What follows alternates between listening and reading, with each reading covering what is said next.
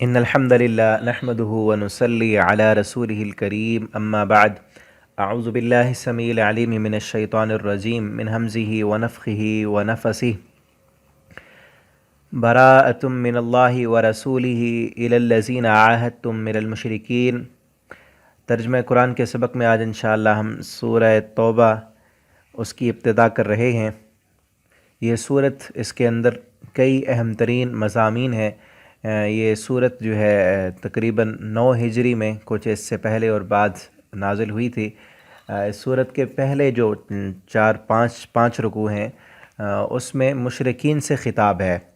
انہوں نے جو مسلمانوں کے ساتھ معاہدہ کیا تھا اور پھر توڑ دیا، ان کو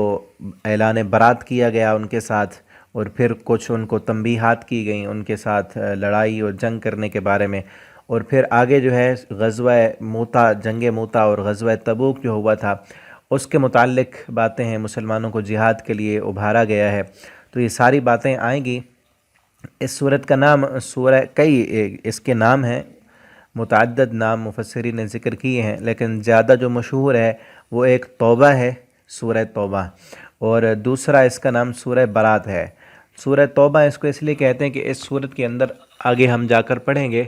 3 مومن مسلمان نبی کریم صلی اللہ علیہ وسلم کے صحابی ایسے تھے کہ جو جنگ تبوک میں نہ جا سکے، اور ان کے اس گناہ پر انہوں نے توبہ کی تو اللہ رب العالمین نے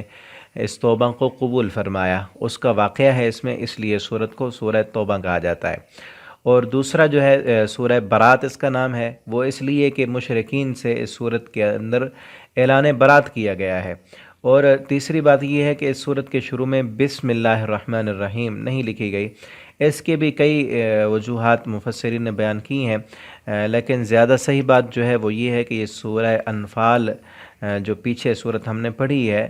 اور سورہ توبہ جو اب پڑھ رہے ہیں، اس کے مضامین ایک جیسے ہیں، تو یہ اسی سورت کا جو ہے وہ بقیہ حصہ ہے، اور اس کے آپس میں مطابقت بھی پائی جاتی ہے۔ اور صحابہ کرام نے، چونکہ نبی کریم صلی اللہ علیہ وسلم نے یہاں پر بسم اللہ الرحمن الرحیم اس کے شروع میں نہیں لکھوائی، اس لیے صحابہ کرام نے بھی یہاں پر بسم اللہ الرحمن الرحیم کو نہیں لکھا۔ تو آگے جو ہے اس میں نبی کریم صلی اللہ، یہ سورہ توبہ قرآن کریم کی 7 بڑی صورتیں جنہیں 7 طوال کہا جاتا ہے، 7 لمبی صورتیں، ان میں سے یہ 7ویں صورت ہے۔ تو اس کا ترجمہ پڑھتے ہیں ہم۔ براءۃ من اللہ، بری الذمہ ہونے کا اعلان ہے، من اللہ، اللہ کی طرف سے، ورسولی، اور اس کے رسول کی طرف سے، الی الذین، ان لوگوں کی طرف، عاہدتم، جنہوں نے عہد کیا تھا، من المشرکین، مشرکین میں سے۔ مشرکین مکہ نے صلح حدیبیہ کے موقع پر صلح کی تھی، ایک تحریر لکھی گئی تھی، معاہدہ تھا کہ جس میں یہ تھا کہ 10 سال تک آپس میں ایک دوسرے کے ساتھ کوئی جنگ نہیں کریں گے، لڑائی نہیں ہوگی، اور کچھ لوگوں نے مشرکین مکہ کا ساتھ دیا تھا اور کچھ نے مسلمانوں کا ساتھ دیا تھا، لیکن پھر انہیں مشرکین مکہ نے اس معاہدے کو توڑ دیا تھا۔ ان کے جو حریف تھے قبائل والے جنہوں نے ان کا ساتھ دیا تھا، انہوں نے اس معاہدے کو توڑا، تو اس لیے نبی کریم صلی اللہ علیہ وسلم نے پھر اعلان برات کیا کہ اب ہمارا تمہارے ساتھ جو معاہدہ تھا 10 سال کا، وہ کوئی معاہدہ نہیں ہے، کیونکہ تم نے خود اس کو توڑ دیا۔ اور یہ اعلان جا کر سیدنا ابوبکر صدیق نے اور حضرت عمر فاروق نے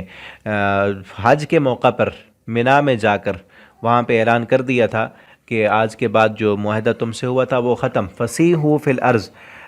فسیحوا، پس تم پھر لو، گھوم پھر لو، فی الارض، زمین میں، 4 اشہر، 4 مہینے، 4 مہینے تمہیں مہلت ہے، تم تیاری کر لو۔ وَاعْلَمُوا، اور جان لو، انکم غیر معجز اللہ، کہ بے شک تم نہیں عاجز کر سکتے اللہ کو، وَأَنَّ اللَّهَ، اور بے شک اللہ تعالی،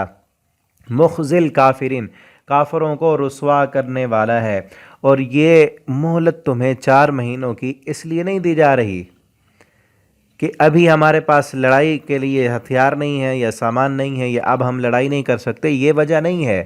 بلکہ صرف اس لیے کہ تم یہ نہ کہو اچانک مسلمانوں نے معاہدہ توڑ دیا تھا، ہم نے پہلے اعلان کر دیا، اب تم جو کرنا چاہتے ہو کر لو، تمہیں پہلے سے متنبع کر چکے ہیں ہم، 4 مہینے ہے تمہارے ساتھ، 4 مہینے یعنی وہ معاہدہ ہے، ہم نہیں لڑائی کریں گے، 4 مہینے کے بعد پھر دیکھنا تمہارا حال کیا ہوتا ہے۔ انکم غیر معجز اللہ، یاد رکھو تم اللہ کو عاجز کرنے والے نہیں، اور اللہ تعالیٰ کافروں کو رسوا کرنے والا ہے۔ وَأَذَانٌ مِّنَ اللَّهِ، اور یہ اعلان ہے من اللہ، اللہ کی طرف سے، وَرَسُولِهِ، اور اس کے رسول کی طرف سے، إِلَى النَّاسِ، لوگوں کی طرف، یوم الحج الاکبر، حج اکبر کے دن۔ حج اکبر جو ہے وہ 10 ذی الحج کا دن ہے، جس دن تمام حاجی منی میں ہوتے ہیں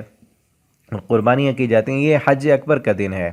اور ہمارے ہاں جو مشہور ہے کہ اگر حج کا دن جمعے والے دن آ جائے تو وہ حج اکبر ہوتا ہے، یہ درست نہیں ہے، کسی حدیث میں یہ ثابت نہیں ہے۔ عمرہ چونکہ اس کو حج اصغر کہا جاتا ہے، اس لیے اس سے فرق کرتے ہوئے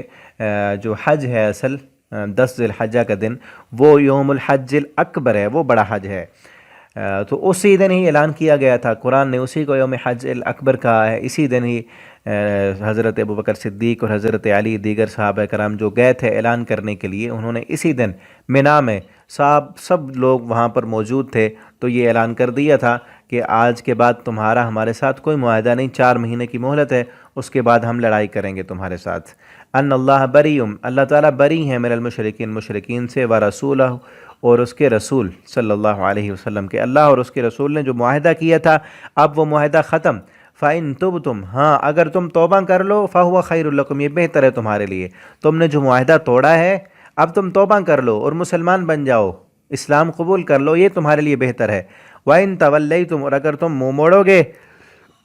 لڑائی کرنے کی تیاری کرو گے، فَاعْلَمُوا، تو جان لو، أَنَّكُمْ غَيْرُ مُعْجِزِ اللَّهِ، کہ بے شک تم نہیں عاجز کرنے والے اللہ کو۔ وَبَشِّرِ الَّذِينَ، اور آپ خوشخبری دے دیں ان لوگوں کو بھی، کفروا، جنہوں نے کفر کیا، بعذاب علیم، دردناک عذاب کی، کہ ان کافروں کو اب دردناک عذاب ملنے والا ہے۔ انہوں نے مسلمانوں پر بڑے ظلم کر لیے ہیں، اب ان کا وہ وقت ختم ہونے والا ہے، اب دوبارہ دوسرا دور آنے والا ہے کہ مسلمانوں کا غلبہ ہوگا اور کافروں کو اللہ تعالیٰ اب رسوا کر دیں گے۔ آگے انشاءاللہ ہم اگلے سبق میں پڑھیں گے۔ اللہ تعالیٰ سے دعا ہے اللہ تعالیٰ ہمیں قرآن کریم پڑھنے، سمجھنے، اس کے مطابق زندگی بسر کرنے کی توفیق دیں۔ آپ ان اسباق کو زیادہ سے زیادہ دوستوں کے ساتھ شیئر کیا کریں، اور اگر آپ آن لائن قرآن پاک پڑھنا چاہتے ہیں، ناظرہ قرآن، ترجمہ، تفسیر،